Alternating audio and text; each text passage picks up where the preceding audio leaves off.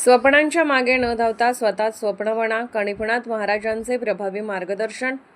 स्वप्नांच्या मागे धावण्यापेक्षा स्वतः स्वप्न बना, तेव्हाच जीवनाला खरी दिशा मिळते, असा प्रेरणादायी संदेश पूजनीय कणिपणात महाराज यांनी पादुका दर्शन सोहळ्यात दिला। त्यांच्या ओजस्वी व हृदयस्पर्शी प्रवचनाने उपस्थित हजारो भक्त मंत्रमुग्ध झाले।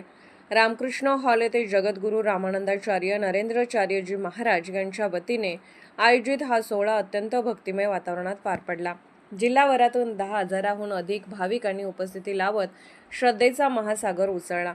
गगनबावडा, राधानगरी, शिरोळसह सर्व तालुक्यातून भाविकांनी मोठ्या उत्साहात सहभाग नोंदवला। प्रवचनात महाराजांनी आधुनिक धक्काधक्कीच्या जीवनात अध्यात्माचे महत्त्व अधोरेखित करत नित्य साधना, सेवा आणि संयम या त्रिसूत्रीचा अवलंब करण्याचे आवाहन केले।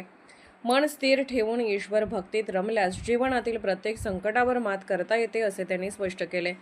यावेळी समाज उपयोगी उपक्रमाअंतर्गत 200 गरजू विद्यार्थ्यांना सायकलीचे वाटप करण्यात आले।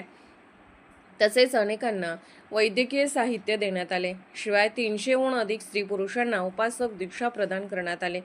रक्तदान शिबिरे, रुग्णवाहिका सेवा व आरोग्य शिबिरासारख्या उपक्रमांचा विस्तार करण्यावरही भर देण्यात आला।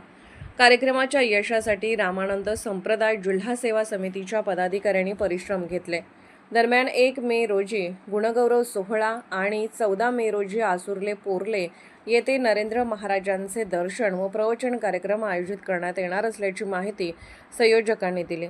पादुका दर्शन, प्रवचन आणि समाजसेवेचा संगम घडवणारा हा सोहळा कोल्हापूरच्या धार्मिक व सामाजिक क्षेत्रात विशेष ठरला। अर्थराज्य न्यूज मराठीकरिता राजेश भोसले, कोल्हापूर प्रतिनिधी।